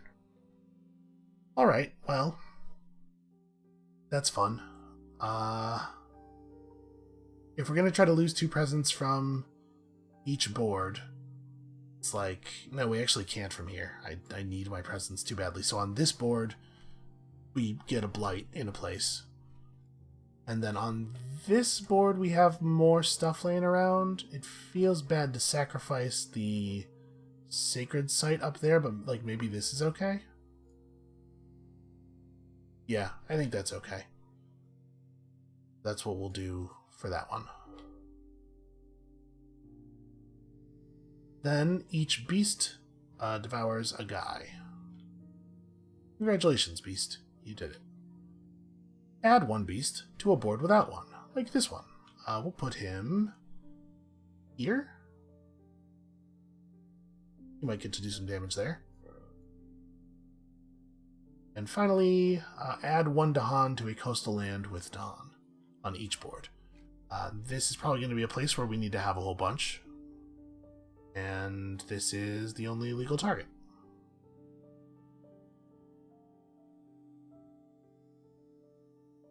Then it is time for the ravaging. Nothing happens here, the ravage is prevented. Here, this guy deals 0 damage, and then he is eaten by the Dahan, generating a fear. Hooray. Then we build in coastal lands. No build occurs there. Town occurs here. No, sorry, town does not occur here. Disease prevents the town. Here, we build a city, but then one of these explorers is converted into a town. And then here we build a city.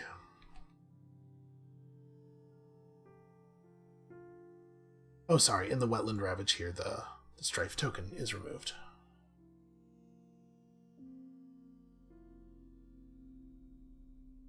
Right? That's how that works.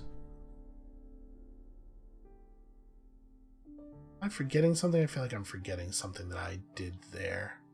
We have a marker from yellow in that location, but I think it might be old.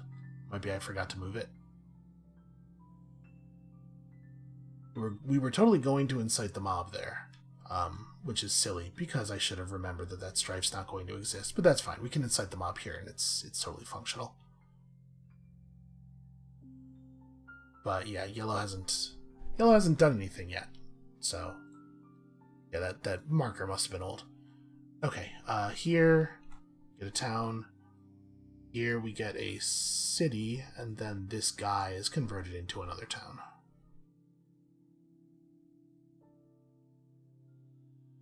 And there is 1 town left in the thing, because I wasn't accounting for the disease token.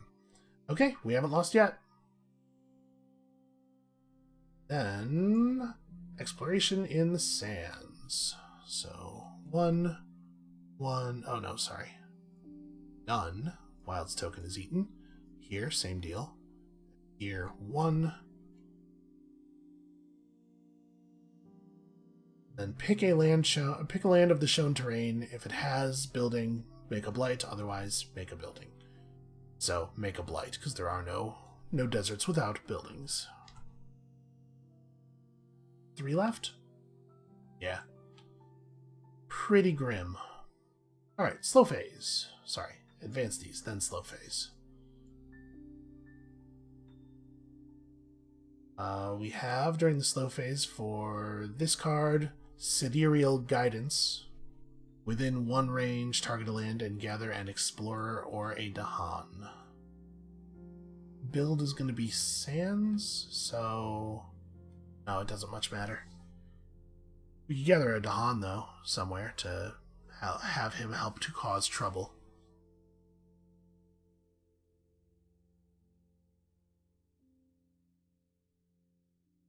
Where would we do that?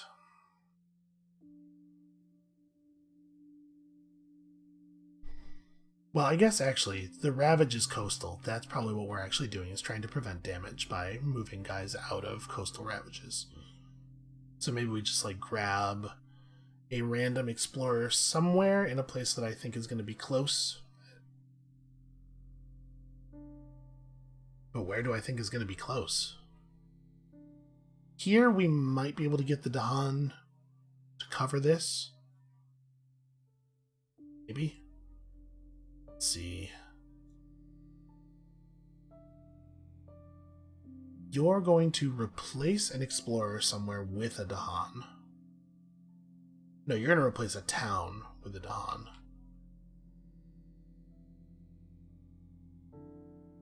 That's not going to be good enough. That's not going to be good enough in any of these places, actually.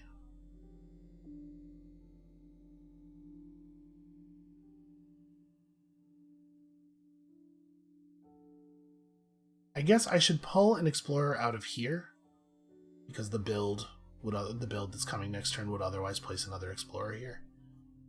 So we will target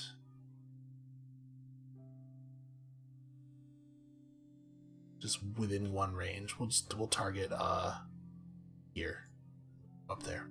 Okay. No, actually, that's not within one range of red anymore because a bunch of my presence is gone. Okay, we'll move them over here. We'll just target the place I'm standing in. Okay, and that's your whole deal, and then we have your slow phase stuff, like, for example, Incite the Mob. One invader deals damage to the other. One invader with a strife token deals damage to other invaders. So we pop that guy, gain ourselves a fear card. Hey, look, terror level 2. We survived that long, at least. All we have to do is get all the towns and cities off the board, and we win. Easy. Then, somewhere, we may replace a town with a Dahan. I don't think there's anywhere where this actually fixes the problem by itself. But there are places where this could help. We could replace this town with a Dahan and make this not a build. That doesn't help with any of the ravages, though. I think we have to use this to reduce ravage damage. Like here, we're close to being able to save this spot. So yeah, let's replace that with a Dahan. Generate ourselves some damage differential and add a disease somewhere or some fear. I think this is going to be put a disease in a wetland because there's a build to worry about. Is it here? Might be here. That's an awful lot of garbage in one space. We probably don't need it to become more garbage.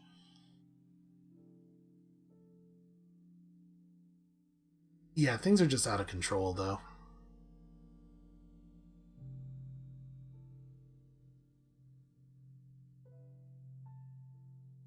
I'm going to go ahead and put it... Should probably put it in a place where a town's going to get built, though. I'm going to put it here. Because right here, this will be a city. I'm not that worried about a city. Which feels like a weird thing to say. Okay, so that's all three of these resolved, and I believe that is all of our slow phase.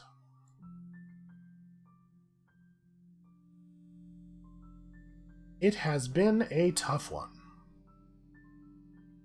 Okay, new growth.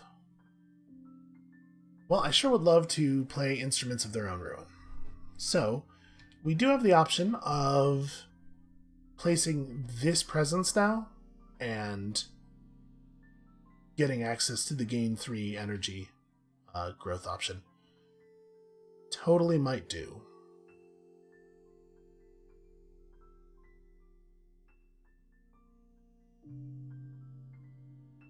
So if we did that, it would be play that energy, or play that presence, gain the 3 energy, and then... What's the other thing that we play? I mean, you know how I feel about do 2 damage at 0 range, especially considering the set of ravages we have upcoming. We could just do the 2 damage right here, blow this town up. I think that's probably right.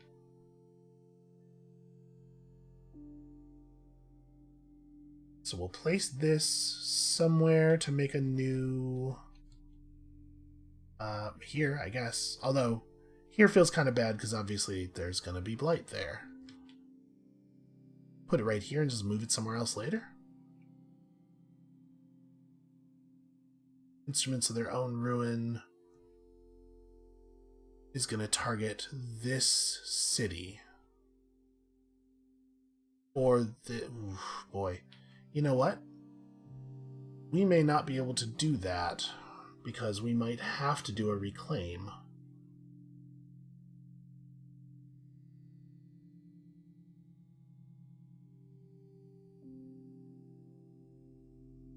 I might have to pick reclaim 1 and oh, actually this doesn't work anymore.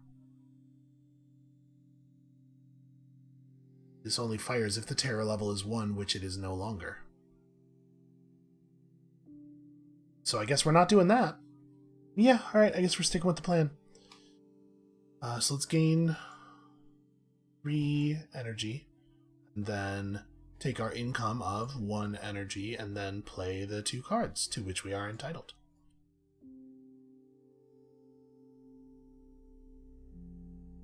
And next turn we will reclaim a single card, and oof, that feels bad.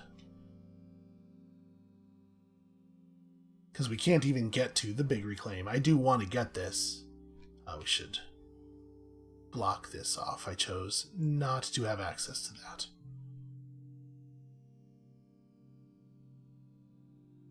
Yeah, that's a shame, but like we're pretty desperate, actually. So 100% of my energy out. And then your spirit phase, you need a replenish. Which means you have to take this, 3 energy, and then pay for replenish. I feel like this is an action we've done a whole bunch of times already this game. Get 2 energy, 3 card plays. We get to move a presence here as well. If we put it here, we could kill this guy, put up a defend 2, and then we need to find a couple more points of defend. Yeah, there's not really a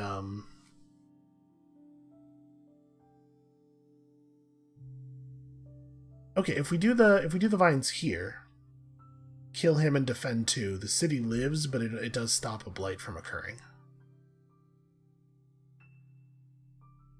Which is probably the way we have to do. We have to be thinking about things right now.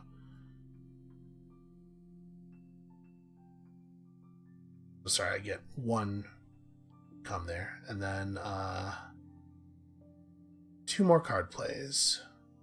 I mean, overenthusiastic arson is necessary. We must destroy towns. And then, what's our slow play setup for next turn? What's the thing we do after this? Incite the mob is probably not where we want to be. I mean, I guess we are going to build here. Incite the mob at least undoes the town. Actually, Incite the Mob's not terrible. We know for a fact that it unbuilds a town at the very least. It is a shame these 2 cards don't play better with the symbols. Share no symbols at all. So Incite the Mob gets me to 3 white, which is obviously pretty bad. We could, instead of doing this, we could play something else that just has a purple symbol on it, and then that would give me access to a strife, which solves this problem just as well. Is that a better thing to do in the long run?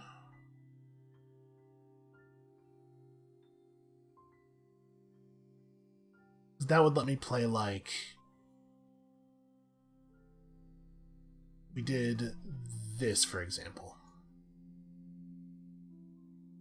That gives us the 3 purple necessary for this. It lets me do Let's See What Happens. It lets me add a strife somewhere, do Incite the Mob, which is good, and still we have arson. Still we have all the fun of committing arson. I think I'm going to commit it like that. Alright, so first, fast phase. We're going to do why don't you and them fight. Add a strife token to this city. Then we have some overenthusiastic arson. We want to burn down a town and try to provoke additional damage. Where does that make sense? Also, this effect has totally ended, which is a shame. We could really use that effect again.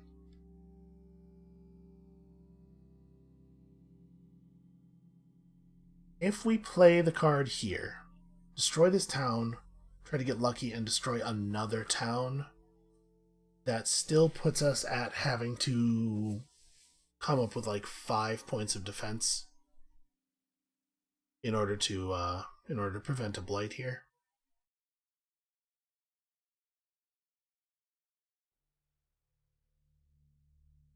Boy, yeah, what are we gonna do?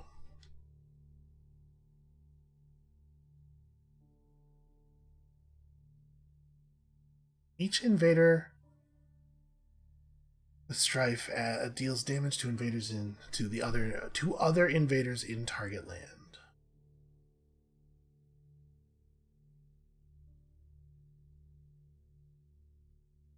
So if we got lucky and we pulled an orange here, kill this town, kill that town, put down a strife on this city, have that city burn down the other city, that leaves us with 3 damage still happening here, because the city maintains its strife token. I don't think we can prevent enough of these. And unfortunately, the damage thing is happening at slow speed. You know what we need is to lead off with let's see what happens. So we're going to target one of these 2 spaces. I'm going to do this one, because it has Dahan and Beasts, so we're more likely to be able to get a trigger. And let's show me something. Okay, that targets a spirit, so we can't do that one. That targets a land without blight. Gather an explorer or a town, or up to 2 Dahan. Sorry, and up to 2 Dahan. So, I guess we gather this town, and also 2 Dahan. Yeah. This guy's not accomplishing much over there. And that's all the Dahan I can gather. Okay, well, I mean, that did prevent a Ravage. Something. Or a build, rather. And also next turn a Ravage. Not exactly what I was hoping for.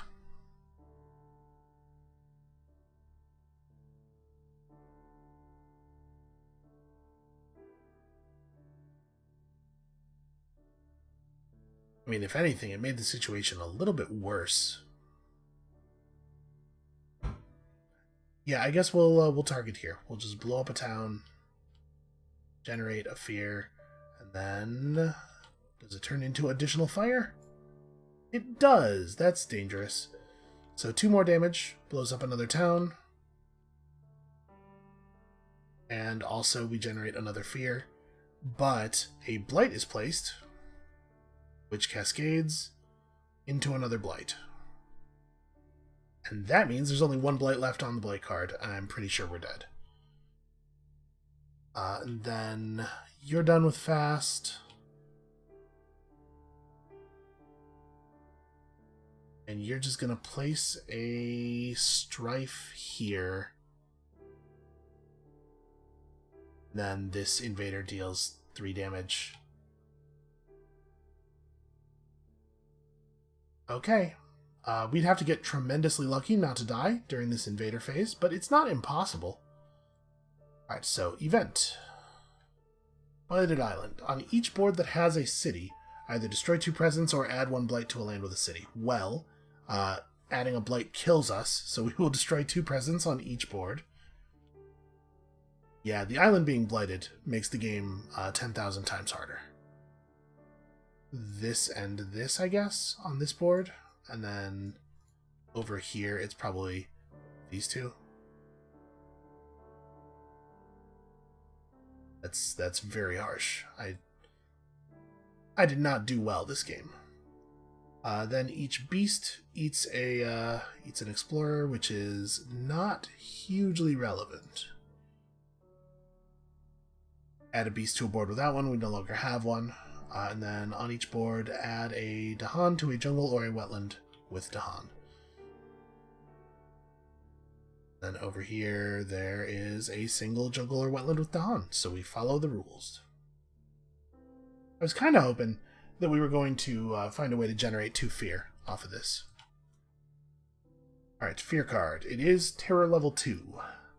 Defend 6 in all coastal lands. Invaders do not build cities in coastal lands this turn. That is helpful. It's not enough, though, I think, right? Yeah, defend 6 doesn't even stop the blight over here. It does stop the blight here.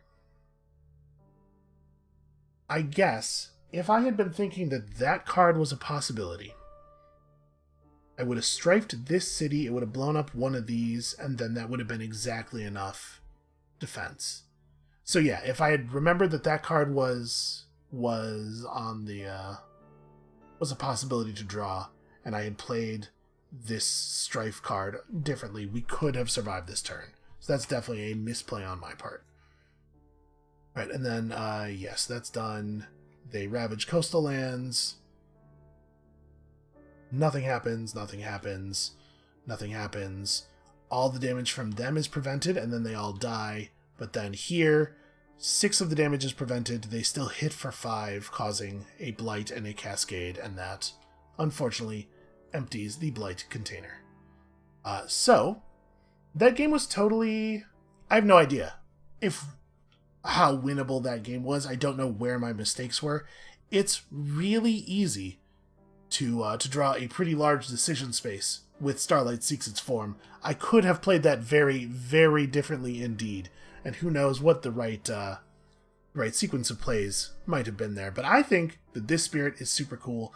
I actually think this one is also very cool. We didn't get to use the craziness quite as much as I was hoping, and we also were trying to play it safe briefly because of the blight, which honestly may have been a mistake. Just accepting that the blight card was going to flip and going for unstoppable arson and craziness with Trickster might have actually bought us some more time, because it would have destroyed some other stuff for sure. Yeah, that's a real shame, but I think that was still a really fun game, and a game that's good and indicative of what's really cool about all the spirits in this expansion. They've really gone for complexity in a way that leads you to being able to make a lot of interesting choices, which I think is one of the strongest parts of the design of this game in general. So that is going to be it for us for today. Thank you all so much for watching. That was an awful lot of talking. I'm going to go lay down for a while, but I hope you guys enjoyed this. In a couple weeks, we'll do another day focused in on one game. It may not necessarily be a board game, but I really like this as a break from the schedule, a way to inject a little variety into what's going on with all of these long series lately.